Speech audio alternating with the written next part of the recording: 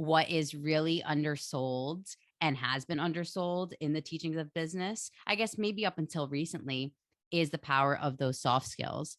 And this is something I am super, super interested in, not to stray too far from the topic, but our society, we tend to think about things in the masculine and the feminine. And we say, like, the masculine is good at math, hard skill, crunching numbers, aggressive, whatever. And then we tend to think of those soft skills to being a quote more feminine. So like empathy, care, thoughtfulness, things like that.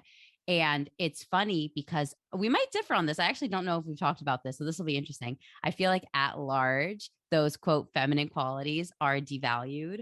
And you look at what typically our society deems as feminine qualities as lesser qualities, where from my perspective, I think those are actually the most marketable qualities. What makes you a very good business person that's making six figures and a good business person who's making seven figures? I think that the break there is the way you can enact your soft skills, the way you can enact those more human qualities of empathy, care, thoughtfulness. So I want to start there. What are your thoughts on that?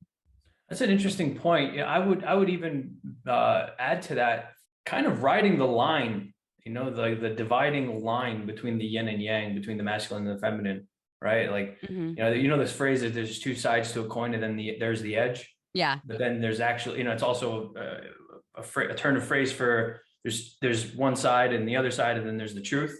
Yeah, There's yeah, always yeah, two yeah, sides to an argument and the truth, right? yeah. So I think if anybody can ride that line between those hard and soft skills that you just went over, that's the real delta that like people should probably target in on it. If Sure. you can leverage your aggressive idiosyncrasies and then your empathetic idiosyncrasies and then blend them and then be self-aware and observe yourself from like a third party lens, and like, like most people are not self-aware. Like most people are like locked up Yeah. in a daze, like plugged into their AirPods, walking up to the train and like drinking their Starbucks, they're completely Yeah, asleep while they're yeah, actually awake. Rarely do they actually practice anything where you're like, is that my lower back, or is that my shoulder? What? yeah, Like yeah. they're not, me, I'm like, when I walk around, I'm just like constantly observing and taking everything in. And I don't know. Yeah, I'm a little crazy. Maybe it's all these supplements I take.